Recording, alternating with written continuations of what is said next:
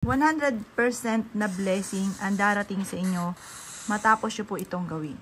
Gawin nyo po ito ay sa umaga lamang. Iguhit nyo po ito. Ito po ay ang ating mystic nuts.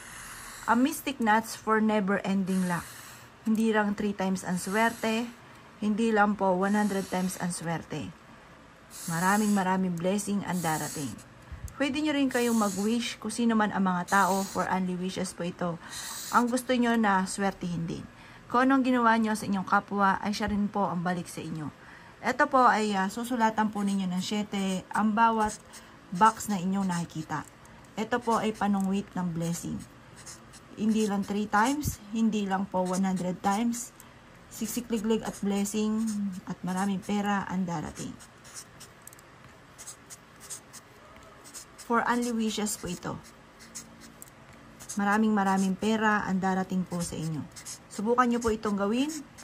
At pagkatapos, isulat nyo dito sa taas ang inyong tunay na pangalan. Isulat sa kabila ang nais ninyo na swertihin.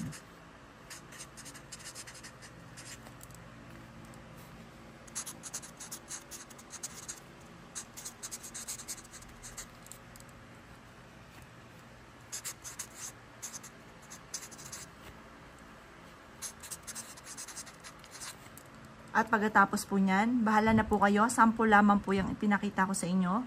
Pagkatapos po nito, ay hawakan nyo po ito. Yung init ng ating palad ay magdudulot sa atin ng swerte. Sabihin nyo po, simula na ito ng tagumpay ko at kailanman na hindi na ako mamumblema tungkol sa usapin ng pera. At mga taong nabanggit ko po dito ay magiging matagumpay sa buhay. Lahat na po ay i-wish nyo po dito ang lahat ng gusto po ninyo. At pagkatapos, hipan nyo po ito ng 3 beses at ito ay tupiin at ilagay nyo po ito sa ilalim ng inyong pong unan. Pwede nyo rin ito ilagay sa inyong pong altar. Ito po ay hindi lang 3 times, hindi lang 100 times ang blessing na darating po sa inyo. Maraming blessing ang darating.